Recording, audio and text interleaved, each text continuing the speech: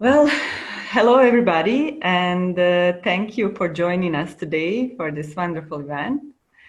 The event is being organized in partnership with WFAD, RUN, and my organization, Celebrate Recovery. And we wanted to build a platform dedicated to expanding knowledge, exchanging ideas, and improving well-being, as well as looking at the recovery from addiction from different perspectives and facilitate open dialogue, learning through our webinars.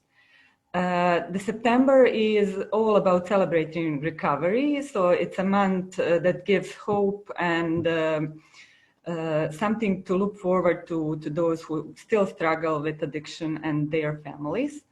So with the ongoing pandemic, we were at least happy about this new tool, which is Zoom, that can bridge the space and time barriers and help us join our international forces and global voices to celebrate recovery and promote it, and also to mark 30th September, which is International Recovery Day.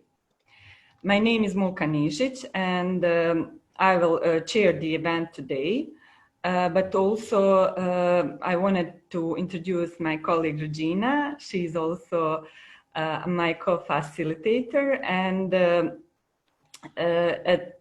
in spite of the Zoom being used for 6 months or so, I know we all struggle a bit like Amy did. So if you need anything, if you need help, you can always write in the chat, and we will try to help everybody, or you can also send an email.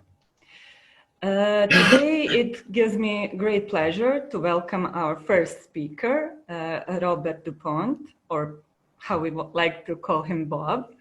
And he is a psychiatrist and has been for more than 40 years a leader in drug abuse prevention and treatment in the US. And he was the first director of the National Institute on Drug Abuse and was the second White House drug chief. He also, back in 1978, became founding president of the Institute for Behavior and Health, a nonprofit organization that identifies and promotes big ideas to reduce illegal drug use. And he has been a clinical professor of psychiatry at Georgetown University School of Medicine since 1980s. Robert, thank you so much for joining us here today, and you have the floor. Thank you very much, Mulka. See if I can get this to go here. All right, I think we're here. Well, it's my privilege and pleasure to be with you, and I thank you very much for this opportunity. I'm particularly pleased by the sponsorship of World Federation Against Drugs, which I think of as the global leader, or at least a global leader in the movement to focus on recovery. And my message is that addiction and recovery are teachers. Both of them are. Addiction is a teacher and recovery is a teacher. And our job is to learn from our teachers, and it is a joyful learning process. Let's see here, I'm not advancing the slide.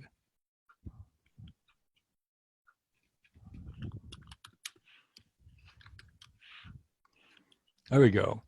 Okay, now Mulka's giving you my background already, so I don't have to worry about this slide. But I just mentioned that all these years, actually it's 52 years that I've been working on the addiction problem, and I would say learning from addiction over that period of time. And by far the most helpful teachers I've had have been people with addiction in my practice, because as Mulka said, I'm a psychiatrist and I work with individuals. And I'll just give you one simple example. I started a drug treatment program in Washington, D.C. called the Narcotics Treatment Administration. And I had a group of ex-addicts, heroin addicts, who were my advisors. And many years later, I went to a retirement party for one of them. And I asked about the other people who were my advisors, who were wonderful young men who had been active heroin addicts before they came to work with me. we listed the names, and they were all dead, one after the other. And I said to the person I was speaking to, I said, "How come you're alive and they're dead?" And he said, I said, "What did they die of? Heroin addiction?" "No, they didn't go back to heroin. They all died of alcoholism. They all died of alcoholism." And I said, "How come you're alive and they're dead?" And he said, "I went to meetings and they didn't." And that made a profound effect on me in terms of thinking about what recovery is all about. And we're going to talk some more about that. Let me say a word or two to get us started about the epidemic. This epidemic is new in the world. It's as new as the computer. Nothing like this happened before, where we have whole populations exposed to many drugs in environments of tolerance for the drug use. That never happened in the world before. And the drug trafficking and the drug activity use are new in the world and are very tremendous, dramatic negative impacts on public health, public safety, productivity, families, communities of the world. So the impacts of this epidemic are global and they're very severe. The drugs themselves are changing very rapidly. It used to be there were half a dozen agricultural produced drugs. Heroin is from the opium poppy, cocaine, marijuana. Those were plant-based. Now the movement is towards synthetics, and it's a very simple reason this is happening. This is happening because the agricultural products are difficult and expensive. The synthetics are easy. They're easily done everywhere. You don't have to be in a particular part of the world. It's not just from China or Mexico or whatever else. No, it can be made anywhere. And instead of half a dozen chemicals, which we were when we were agriculture, we're now thousands of chemicals illicitly produced. And what's the changing market? It's ever more potent, less expensive, and more easily accessible. That is the environment in which we're living in terms of the drug situation. Now, this is a slide that I want to emphasize for you also. Hold on just one second here. You'll see that I'm sorry. Okay, this is about what Americans spend on various drugs, and it gives you some perspective about the legal drugs, tobacco and alcohol, and how dominant they are. That's because they're legal, not because they're more attractive or more enticing. It's because they're legal. The illegal drugs, though, is $150 billion a year. Now, over there on the right side, you see how much America spends on drug treatment. For alcohol and other drugs, $34 billion. Okay? That money that's spent on illegal drugs is spent in cash by the drug users themselves. They pay cash. Some of the poorest people in America are paying cash for their drugs, $150 billion. All the treatment in America costs $34 billion. The drug users themselves could pay for all the treatment in America with their cash, with 25% of the money they're spending on drugs. That tells you something very powerful about the dynamic that we're talking about, that is really very, very important. Let's see here. Okay. Now, in the United States, we have just about 19 million people who have a substance use disorder. We do a survey about their attitudes. 95.7% did not want treatment. Now think about that. You've got this lethal disease that is paid for, I call it chemical slavery, paid for by the slaves, and they do not feel in large proportion that they need treatment. That is the reality of the drug scene, and I'm going to talk about why that is. It's not because they're stupid, that's for sure. Now, the larger picture, and I've coined this phrase, commercialized recreational pharmacology, the larger picture of this problem is that this is using chemicals for pleasure, and the chemicals superstimulate brain reward. Okay, what people in their clever ways have done is identify chemicals that trick the brain. What is the brain reward system there for? The prototypes are food and sex. You could hardly define any behaviors that are more essential to the species than eating and sex. And that's why that system is in the brain, to reward those behaviors. Okay, drugs are chemicals that hijack brain reward. They prioritize, repeated use prioritizes the drug use and encourages the denial of problems from the drug use. That is exactly what happens with the drug experience, that the drug use is prioritized over everything else, and the denial of the consequences of that. That is because of the hijacked brain of addiction. And I'm going to focus on that, but that is really important, because if you don't understand that, you do not understand what the problem is and what the challenges are.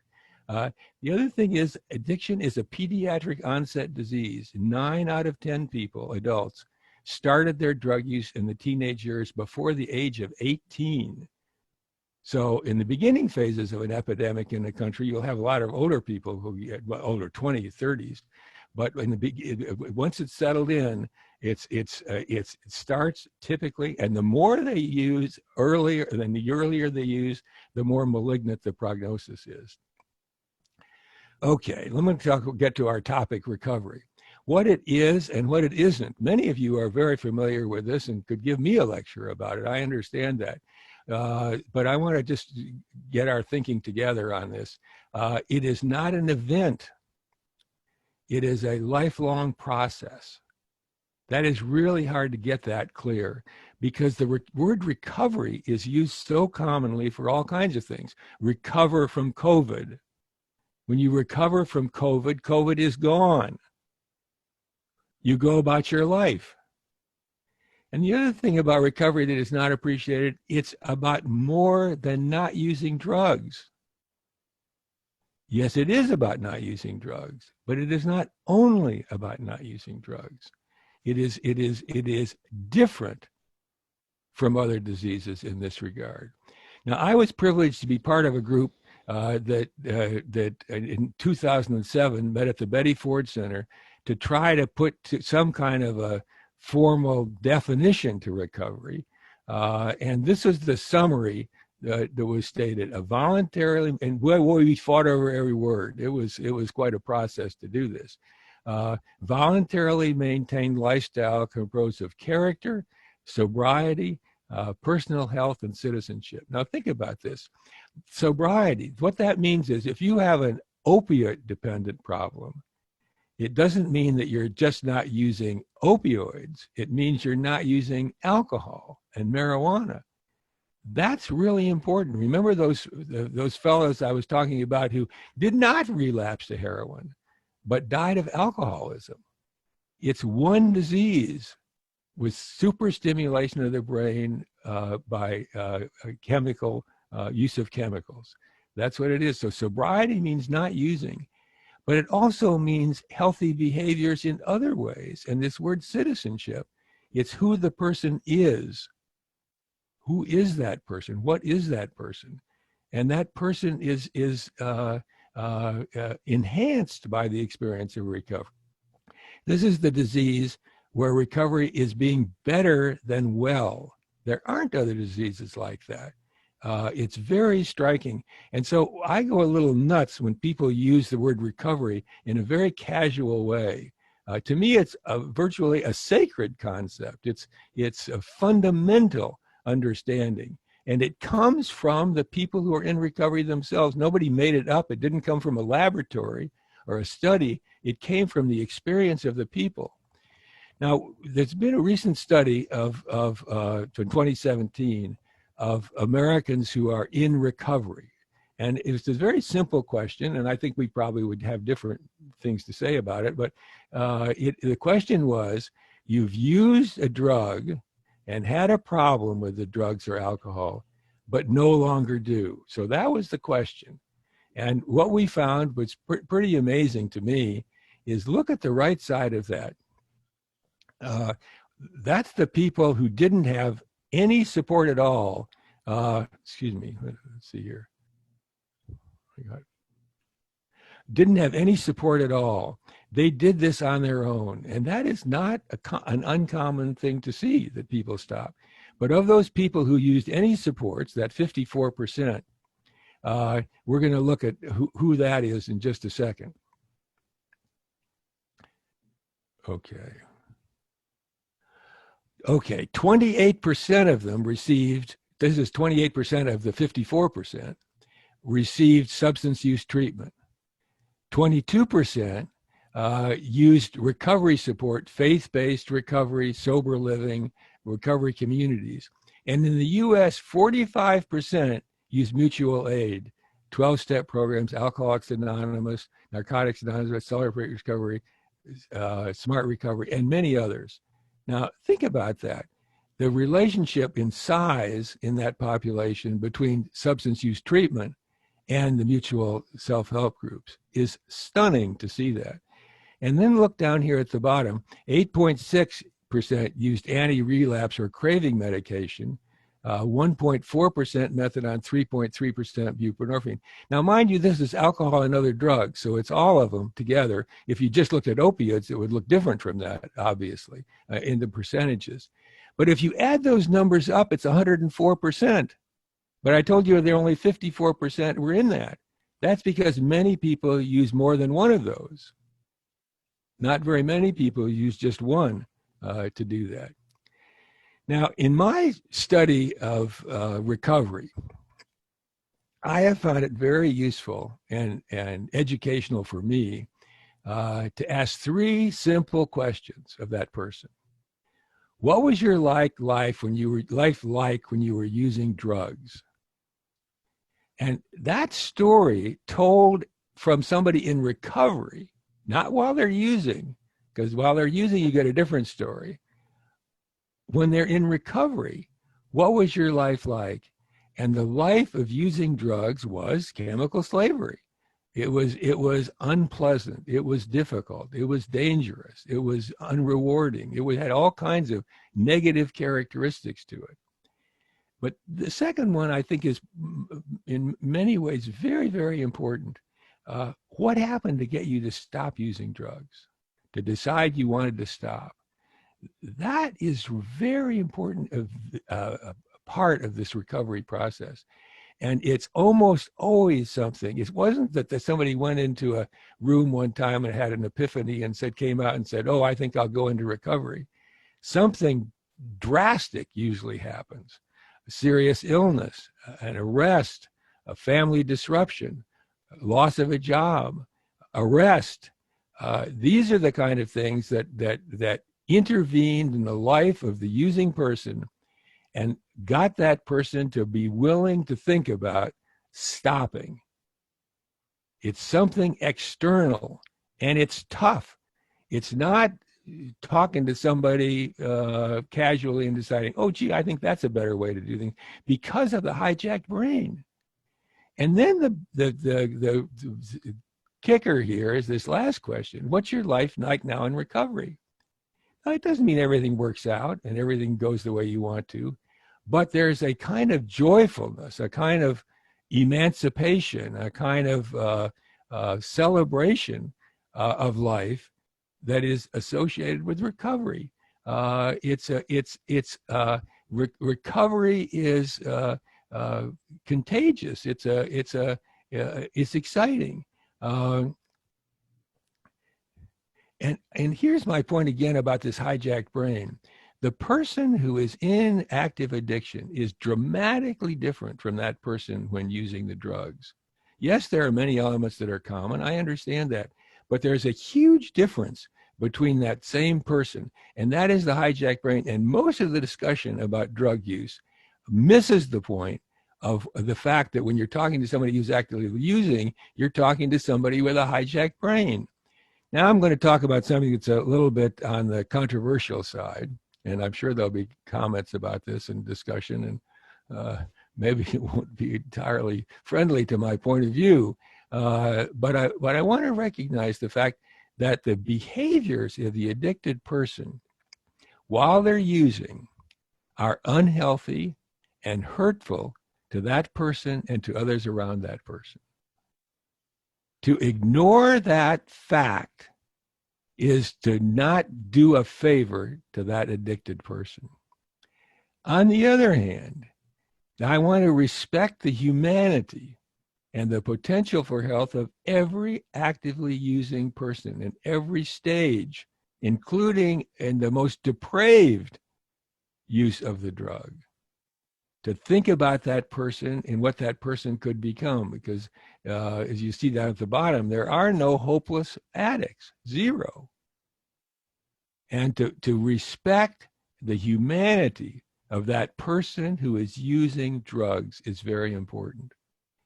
However, my third bullet, to normalize and enable and support continued drug use, is to ignore the reality of the hijacked brain, and I would say disrespect the person's potential for being in recovery. So when the stigma, I want to be sure we don't destigmatize the active drug use. We destigmatize the person. And that's a distinction that I don't hear made nearly enough. Now, what to do? Recovery doesn't usually happen alone, with or without treatment. Recovery is typically a shared experience. And that also is very interesting. People in recovery have things to say to each other and to using addicts that really can't be said by other people, or at least can't be said as well. Recovery occurs and is sustained as a result of purposeful engagement in recovery support. That's another thing that's very striking about recovery. It's not usually or commonly a solitary activity. It's an activity that is done collectively with others. It's a joyful, shared experience. And I use the term celebrate recovering addicted people as worthy, as pathfinders, as teachers for all of this. And then, of course, this issue about when you talk to people in recovery, they don't say, I'm recovered and it's done. Recovery is a never-ending journey. It's a never-ending journey. And it's inspirational, and it's also contagious, which is very important to have that larger perspective. Okay, I'm going to end here. This is a picture of my book, and I would just want to end with a thought that recovery as a concept and recovery in individuals is the inspiration for my career.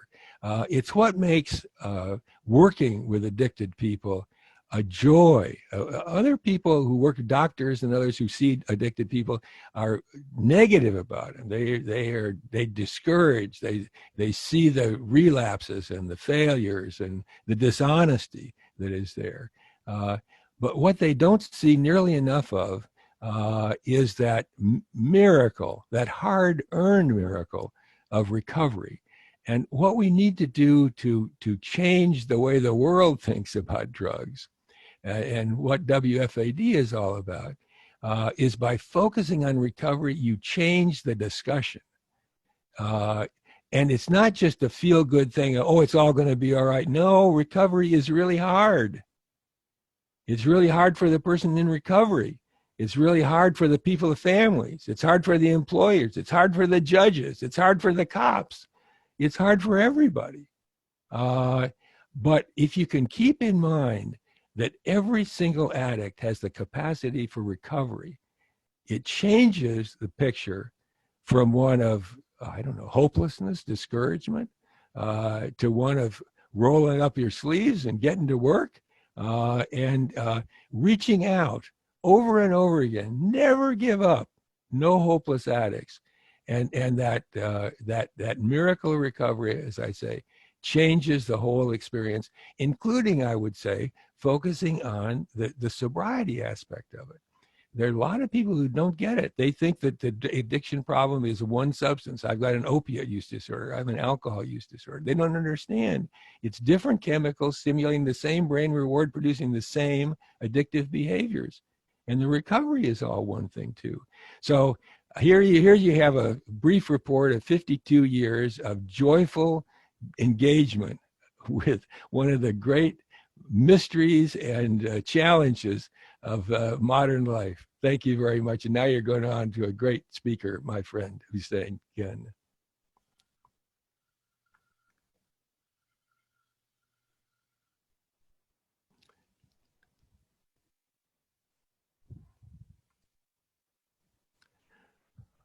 I don't have any audio.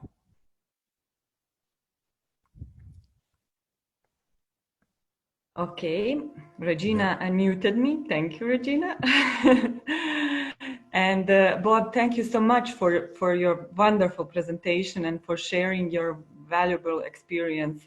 I agree with you 100%, and I have seen the comments. Lots of people think the same, and it's really important to look at the recovery as a process, and also to highlight that people do recover, and that they don't recover alone, and we need to support people to live their lives in well-being and also in recovery.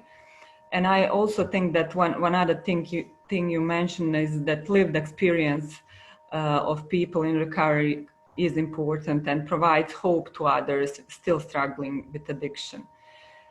So thank you again, and we will leave the questions after Husein's presentation. So our next speaker is Huseyin Djemil, Director of Towards Recovery and Green Apple Consulting. He also has very broad experience of 30 years in recovery from addiction, and also he has lived experience of addiction and recovery. And he has been working in this sector from 1986. And he now works at an extensive range of UK and international NGOs and social enterprises, and also private and other organizations. So Huseyin is passionate advocate for abstinence-based rehabilitation and recovery, and I would like to invite Huseyin to take the floor. Thank you, Mulka, and thanks, Regina. Thank you to all the team in the background that have made this possible, and it's really good to hear your presentation, Bob, as well. It was a real privilege to engage with you the other day and to hear you today. You've got real experience and kind of academic weight that you bring to this. So thank you. And it's also, I find it's amazing that someone like Bob, the WFAD and Celebrate Recovery and Run have created a platform where we can have someone like Bob with someone like me. It's because I think we are, you know, I do work in the field and I have got a degree of, I'm a professional, but I'm not in the same league as him. What I've got is a different story to tell and a different perspective to give you. I'm going to try and just quickly share my screen. And we should be there in 1 second. Can you see that? Is that okay? Yep. Okay. Since we started, I added that little bit at the end that says World Federation Against Drugs Recovery Webinar, September 2020, because I saw it on Bob's one. So I've just added that in. So thanks for that, Bob. And it's nice to have a title to work from. It's a little bit like knowing where the road is so that you can go off-road. I do tend to jump about a little bit, so I hope you can make sense of what I'm saying. Okay, it's good that we've got quite a good African contingent. We were going through how many people were here and where they were from earlier, because I'd picked an African proverb that I'd seen, and I wanted to start with that. Until the lion learns how to write, every story will glorify the hunter. And in doing that, what I guess I'm using that as a metaphor, that actually recovery needs a voice. It has a voice, but it needs a greater and growing voice. It's happening. We're seeing people talk about recovery. We're seeing amazing output over many years from people like William White in America, the William White papers. And I think that's where I got the African proverb from. So I'll give him credit for that. And people want to hear our stories. Our stories have power. We may not have the same statistics as treatment and as addiction. I see addiction very much as the hunter, and people in recovery in this metaphor as the lion. And when we learn to write, what we'll be able to do is put our truth forward as well. And one of the reasons we need to do that, again, I'm quoting Bill White, but I'm paraphrasing it, is we can literally fill libraries with what we know about addiction and treatment, but what we know about long-term recovery barely fills a few shelves. And I've worked in the field. I'm someone in recovery myself. I'm longer in recovery than I was in addiction. But I've worked in the field since probably 1993. So a long time from my perspective, but not as long as someone like Bob and others like him. But what I've realized is recovery is something that we need to talk about. We need to understand more, and I'm very grateful for the perspective that Bob brought to that as well. I thought I'd give you a little bit of an insight into my own journey. It's not untypical. I'm not just going to give you my own perspective. I'll give you some evidence as we move forward. But my journey started with what I would call ACEs. From the age of 0 to about 18, I had many adverse childhood experiences. And if you Google adverse childhood experiences, you'll come up with a kind of whole world of understanding around the impact of adverse childhood experiences and what they can do in later life. I work with a charity called NACOA, which is the National Association of Children of Alcoholics, in my consulting work. And children of alcoholics, because their parents were alcoholics, are at a greater risk of alcoholism themselves. They're at a greater risk of all sorts of life-dominating issues, physical as well as psychological, because of the trauma they suffered. And if you look at trauma, it can be the gateway to a number of life-dominating issues, addiction being one of them. What I found, what I found personally was that hijacked brain that Bob talked about was, to me, I would describe that as a discovery. Suddenly I found something that I thought, why isn't everyone doing this? Why isn't everyone using drugs? Because drugs gave me a way out of trauma. It helped me to escape trauma. It helped me to self-medicate. It was a downward spiral, so eventually it got worse and worse and worse. And I spent what I would call about 7 years in the life. And in that life, it was like I was living with a very cruel mistress who, every time I went to see her, she hurt me, but I kept going back. And treatment for me was a way out of that. There was, there was the kind of trauma that gets you into treatment sometimes. I think everyone is forced at some level to confront their demons. And And for me, I was quite lucky. I went into treatment 30 years ago in 1986, when there was very little treatment infrastructure around. And so people hadn't really developed ideas around harm reduction. They kind of wanted people to get well. And so I went to rehab and I got well. Now, I'm not against harm reduction. I don't see it as kind of a polar opposite, but I think it has its place. But ultimately, we want to get well.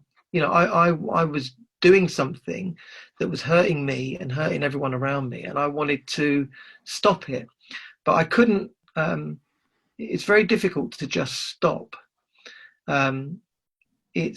You need a kind of push, is the way I would describe it. Is you need some push, which is the consequences and all the negative things that happen to you, but you also need a pull away from that negative mistress that kept hurting me to something else. And I found that through faith, and that faith gave me a new view of myself, and it gave me hope. And it also taught me that actually secular is not necessarily the norm. There is a lot of good work that goes on in faith communities around addictions. And so actually I came from a non-religious background, and I went into a faith-based rehab, and I came out with a faith. And that has sustained me. Very, very easy to talk about now, but when I worked in the civil service as head of the London prisons, for instance, very difficult to talk about in that context. Anyway, recovery became for me a new way of being. I got a job, a home, a positive social network, and I've been working with others ever since. And I found this diagram on the internet, and we've used it a few times in the past. And it's the difference between people's expectation of recovery and the reality. The reality can sometimes be messy. And the reason I like this as well is because often we try and quantify recovery, addiction, and treatment with numbers. And so when it comes to those numbers, because recovery can be a little bit messy to look at, and depending on where we decide to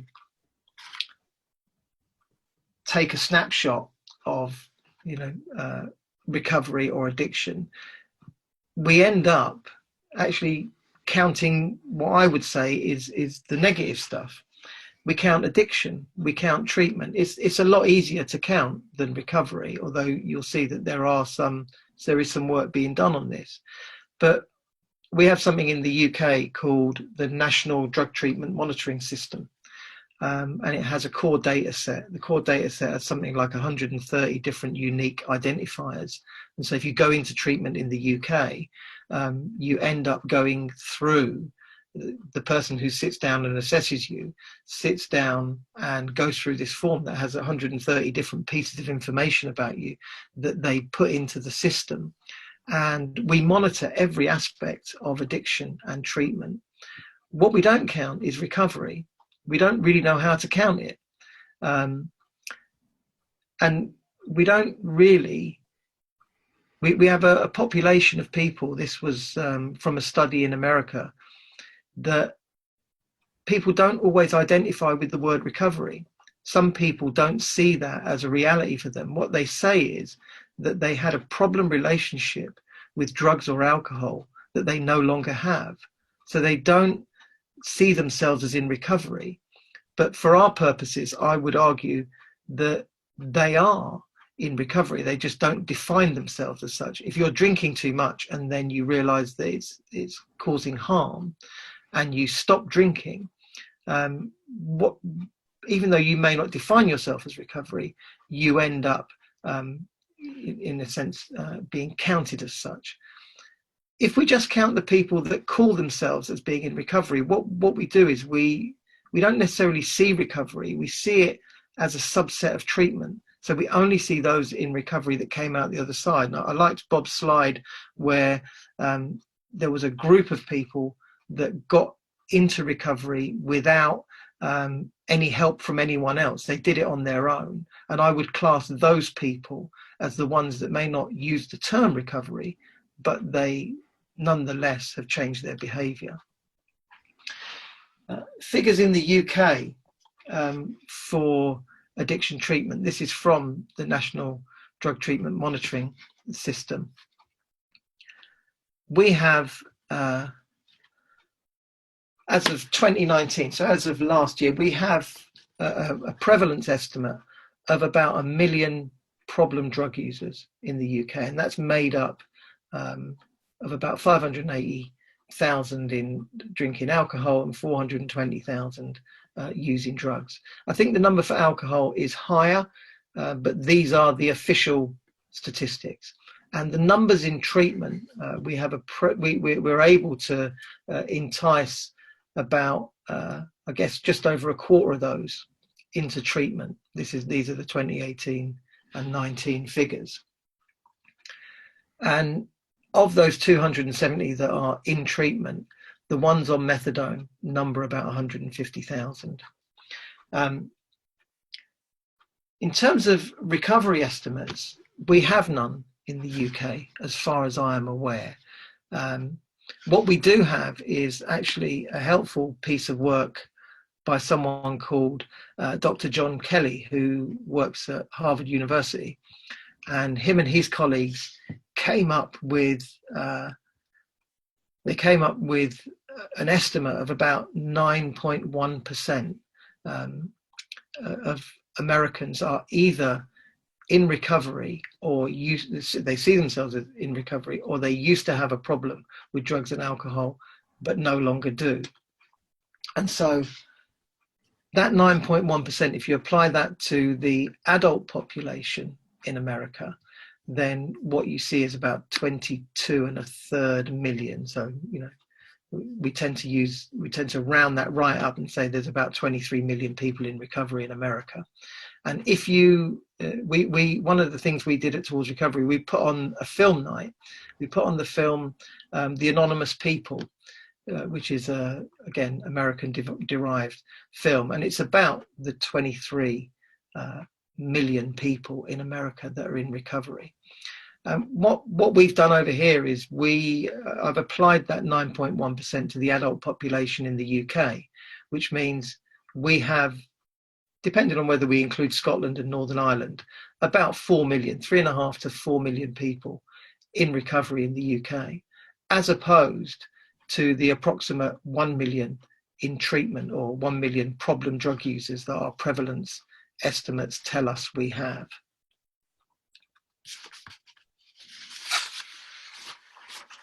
And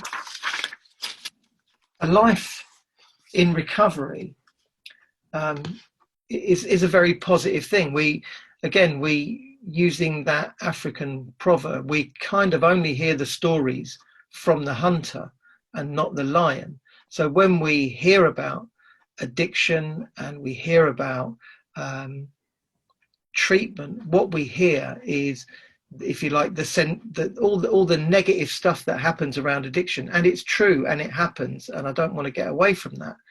But what we lose when we don't hear the stories of people in recovery is we lose something powerful that we can use to inspire and engage others. And, you know, in recovery, there was a UK Life in Recovery survey by Professor David Best, who's one of that group with Dr. John Kelly from Harvard. And David Best did this study when he was at Sheffield Hallam University. And of the people in stable recovery, so 5 years plus, the better than well group, they volunteered, and they volunteered at twice the rate of the population. So people in recovery, in stable long-term recovery, volunteer. That's one of their characteristics. And if you look at any organization like ours, a small organization like Towards Recovery, it's run on pretty much on volunteer work. People chip in. From 2012 to 2017, 2017, we ran it without any external finance. We ran it based on our own volunteer efforts and our own money, because we all worked and we were all in recovery. And so we wanted to give something back. And what you see is people in recovery also, they get arrested less. They don't commit acts of domestic violence. When you look at domestic violence, nearly 40% living with an active user will suffer domestic violence, whereas that figure falls to 7% for those in long-term recovery. Let me quickly go on to what we did. We used our own, if you like, we decided to create a small organization. I live in a town that is famous for rowing. So if you've ever heard of the Henley Royal Regatta, that's where I live. And we decided, addiction became very visible in Henley. There was lots of discussions about crime and drug dealing and all the negative aspects. And I was talking to someone and we decided, why don't we, instead of complaining to everyone, why don't we become visible? Why don't us, people in recovery, become visible and create a counter narrative to what's going on and see if we can actually strengthen our community. And so we did. We became visible. We came up with the idea for a recovery cafe in 2011, 2012.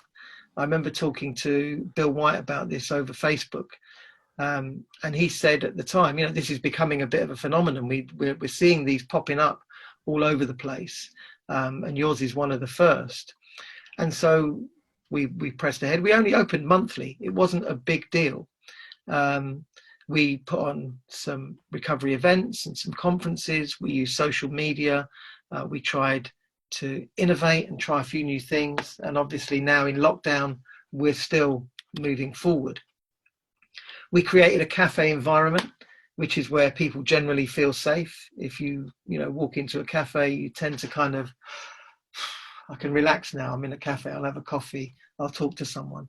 And what we found was in those small conversations, big things happened. People connected with each other. People made connections with each other, and they created new alliances. The lady in the jacket, the Suzuki jacket, runs a rehabilitation center, or she did at the time. And the guy that's meeting her, shaking her hand, Viv, runs a huge network in London. And the two got together at our little cafe launch and they began to collaborate. And this happened so many times, from simple things like a person finding a job to big things like this happening. We put on conferences and film nights and events. And what we found was people came. They were interested. The stuff that we did we decided, because we weren't going to look at addiction per se, we were going to look at recovery. It's a little bit like taking a strengths-based approach.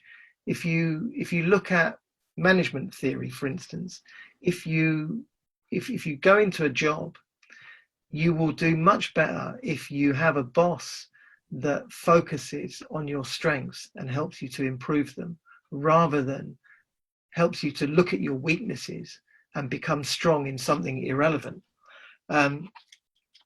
People came together, they felt valued, and they valued each other. We didn't tell anyone to support the person next to them, or it just seemed to happen. And we felt that was that kind of recovery contagion in action. We did some funny things as well. We actually used laughter. We did a course called Laughter is the Best Medicine, and we got the Comedy School in London to come up. A charity in Oxford gave us a venue, and we recruited people with mental health issues, addiction issues, people in contact with the criminal justice system, and we offered them a comedy improv course to help them to create change. And it worked. We ran it for 9 weeks, I think, in total, and people laughed, They couldn't believe that something as simple as a comedy course could help them change their lives. But as we move forward, at the beginning, we did a questionnaire. We asked people to answer some simple questions at the beginning about their life. And at the end, we asked them to fill in the same questionnaire about their life. And what we saw was a movement away from old behaviors to new behaviors. We also asked people to tell us about the course. What did they get from it?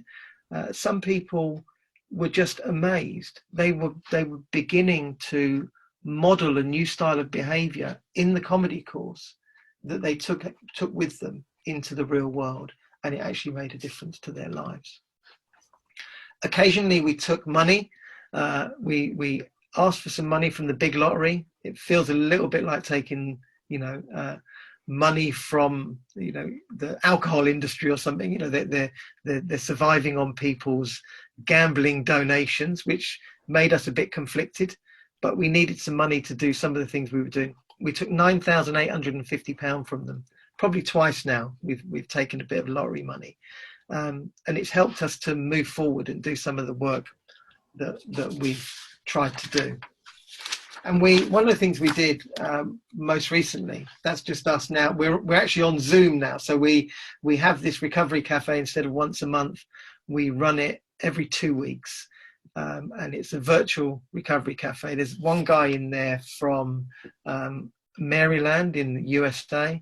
There's another guy in there from the north of England. There's people from different counties across England. We haven't had a European yet, so maybe we get Boro and Mulka and the group over there to come into Recovery Cafe. But we created something called 3 degrees of change. I read somewhere that I don't know if this is true, but if you put an aeroplane on the tarmac in Los Angeles and you move it and you point it towards, I think it's New York, if you move it 7 feet to the left and then you fly in a straight line, you actually hit Washington and not New York. I don't know how true that is, but we thought actually sometimes a small change can make a big difference over time.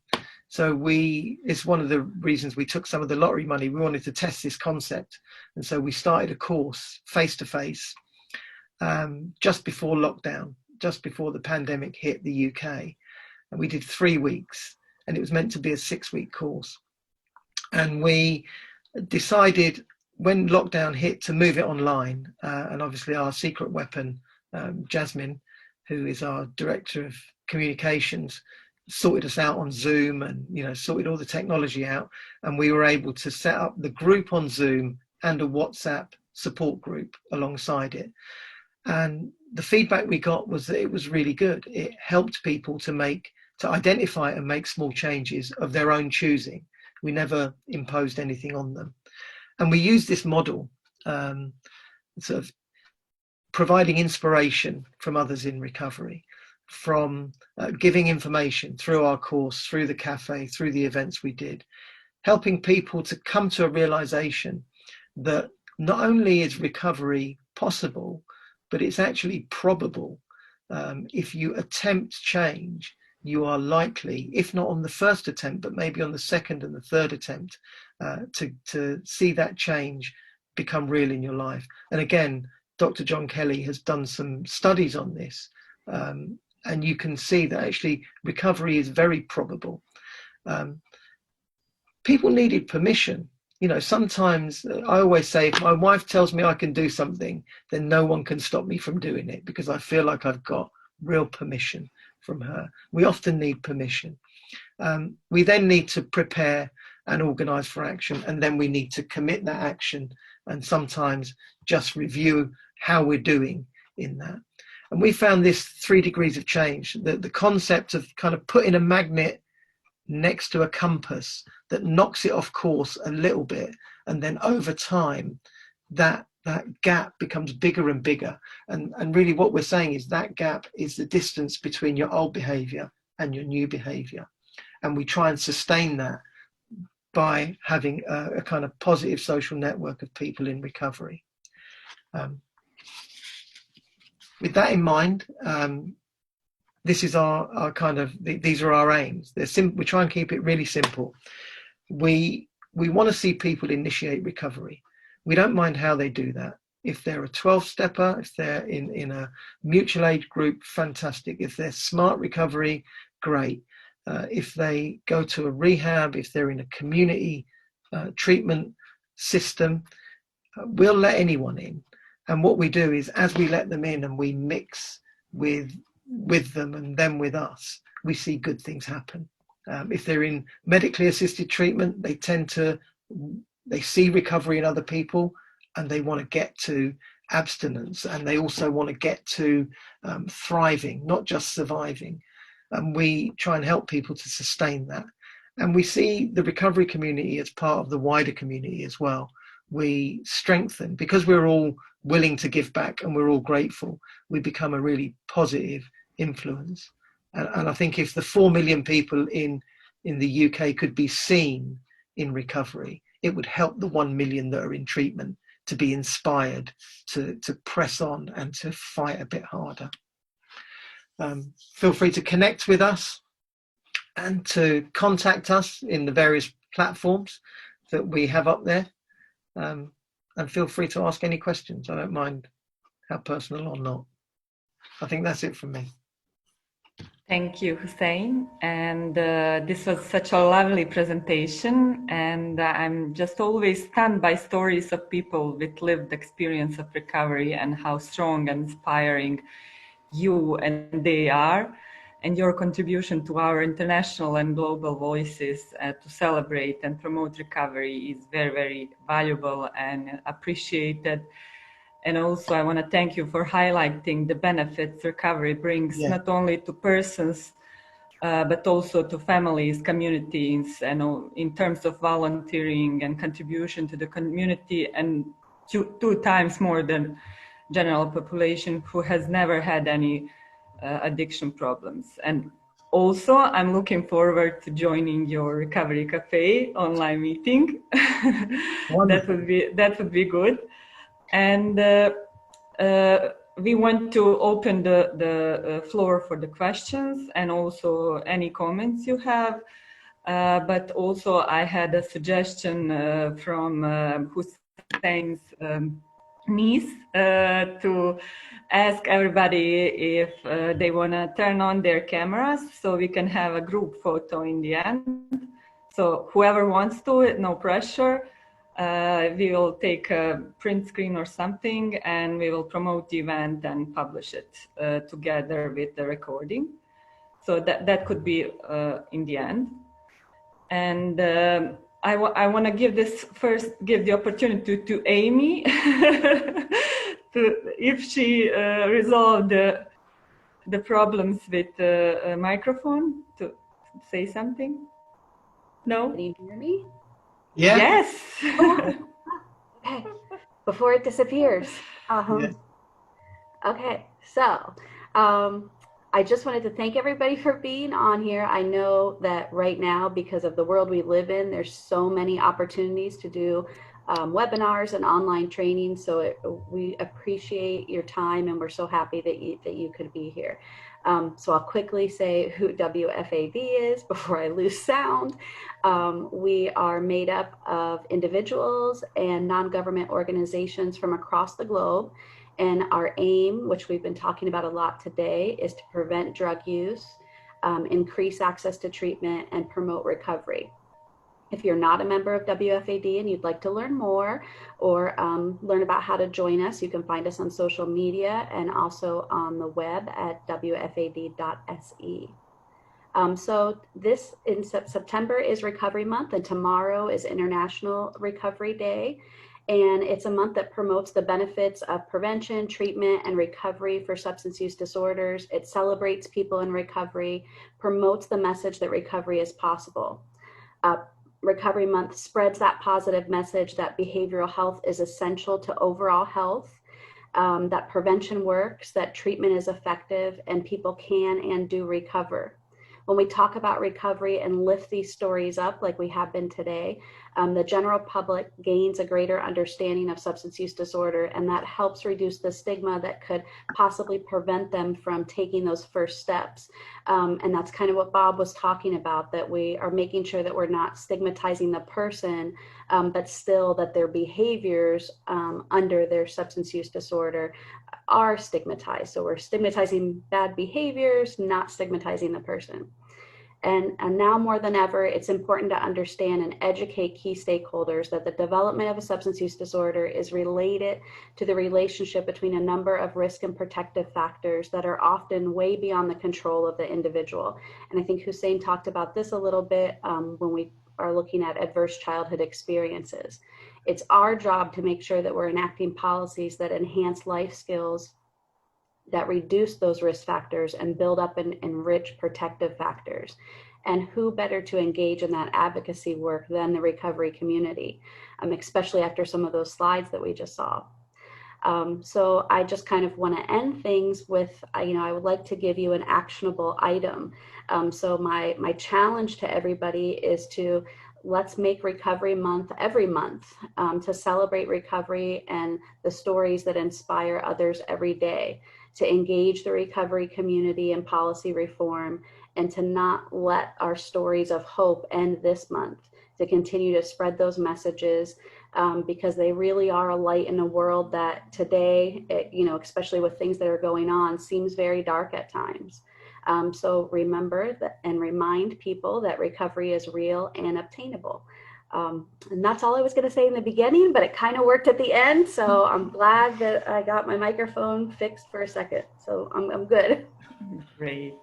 Thank you, Amy. And we will then share a couple of questions and comments from people.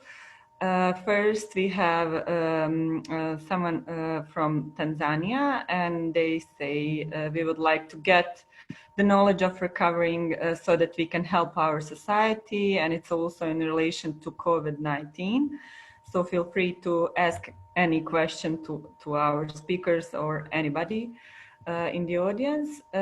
Tony asked, is book available on Amazon? I'm guessing that this one is for Bob.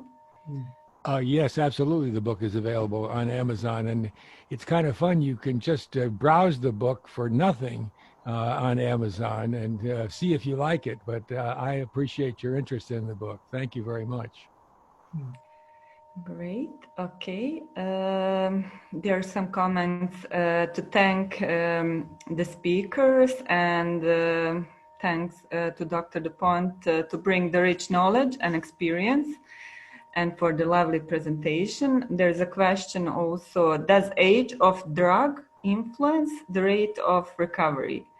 From Nigeria, I mean age of the drug user. I think it's also for you, Bob. Well, a lot of people in recovery are not kids. The biggest challenge, I think, in recovery is with the youngest users. But there are many young people who are in recovery, and it's quite inspiring to see that. Treatment, it's interesting too, has been focused really on older addicts rather than younger addicts for a long time, although the talk is about the younger ones. The actual performance is mostly the older people, and that's partly because they've gotten beat up enough to really be ready to entertain the idea of changing the direction. Younger people haven't had that happen so long. So in some ways, so people talk about aging out of addiction. There's an exhaustion factor in it too that is important. But I think that it's good for any age, absolutely. And it's also true that people have the onset of addiction in later ages. It's not only the kids who are vulnerable; older people are vulnerable also. But a lot of it is for younger ages. The other thing I'd say that is really an important piece of research that we have done is in the United States, there's a tremendously large growing population of young people who've made a decision in the environment in which there's lots and lots of drugs that they don't want to use any drugs. They don't want to use any tobacco. They don't want to use any alcohol. They don't want to use any marijuana or other drugs. In 1983, only 3% of high school seniors had never used in their lifetime. Now it's 31%, and never in their lifetimes. That's huge. And that's a kind of social learning that I think that this drug epidemic does belatedly and very painfully and expensively create learning that is very broad in the society. And I also point out at something Huseyin said that I think is really important, and that is the religious and spiritual aspects of recovery, and the fact that faith often is a part of recovery. In a secular world, it's hard to give credit to that, but it really is important that be included in the perspective. Thank you so much for your answer. Also, Jean, I think, said it's excellent presentation. We would like to use some of your content in the upcoming book, e-book. So I think he will contact you, Bob. All of our material is easily, we want it to be used, so that would be very good. And one thing to say, Mulka, that I'm a doctor, so I went to medical school. And in the middle of medical school, after 2 years, I took off for a year to do something different, seeing that my life was closing in around me from after that point. And I bought a Land Rover and I drove through the continent of Africa. I went to 20 countries in Africa in 12 months and fell in love with Africa. So all these Africans here is a kind of a homecoming for me to have it. And not many of them have driven from one country to another to go to 20 countries in Africa, but I did in the course of a year. And it was a joyful experience. And well, the place I spent most of my time was Nigeria. So seeing so many Nigerians here also is kind of a homecoming for me. Yeah. Also, next question is, don't you think recovery process differs from country to country? And the second one is, how can environment and countries' policies help in recovery process? I think this can Huseyin, be you want to take answered that? for Huseyin. Yeah, I mean, the recovery processes can be different in different places. I remember being in Vienna a few years back, and I talked at a side event at one of the UN events that WFAD and others were there. And I remember afterwards speaking to a man from Uganda. He came up to us and we were chatting, and he said, I like the recovery model that you're talking about, which was very easily achieved. You know, so he was saying, we struggle to provide healthcare to our population at a basic level. And so when we see some of the clinical requirements, say, of an English healthcare system for addiction, we can't meet that standard because we can't meet the lower standard for our population generally, because finance gets in the way and infrastructure is not there. But person-to-person recovery, you know, whether it's 12-step meetings, whether it's a style approach. So I think that it has to be, the recovery process has to be context sensitive. And so there's got to be some core elements within that. I think recovery is contagious. So if you put people in recovery, if you make recovery visible and people who are okay with being visible. I mean, what makes me laugh in a funny way, I know some famous people that are in recovery. One of the conferences that we held, a guy called John Taylor came. John Taylor is the bass player for Duran Duran, which is a huge band. I made the mistake of saying he used to be in Duran Duran, but he's still in it. It's still going strong. And he talked, and I said to him afterwards, you know, it's okay for you to be in recovery because you're a pop star. Everyone loves you. But if I say I'm in recovery, when I go for a job, everyone's going to look at me and say, this guy's a risk. Should we employ him? So actually being visible, I think, is a choice, and you have to be courageous to be visible. And once you're visible, if you can be visible with a few others in recovery, what you do is you create that beginning of a contagion. I also think that some of the stuff that Bob said around schools and universities, colleges in America, we're seeing a little bit of that over here. We identified universities in particular as recovery hostile environments. We have a culture over here of something called Freshers Week. First week before university starts, everyone gets together and they get drunk. And they get cheap beer, and they go around, in Oxford, they actually go out into the town and the city. And part of why we're seeing a lot of students under lockdown at the moment is they all managed to get together for Freshers Week, and kind of the infection just ran riot. And so now a lot of them are being locked down. And so the opposite of that is also happening. What we're seeing is students deciding to take a sober pledge of some sort. I want to live a healthy life. I want, university is going to cost me £30,000, £50,000, even more in places like Harvard in America. You're going to drop 150K on your education at somewhere like Harvard, maybe even more. And so people want to be very intentional going through that. And so they don't necessarily just want to go and have a party for 3 years and then go and get a job, because those days from an educational perspective are over. When 4% of the country used to get a degree, then they could have any job that they wanted.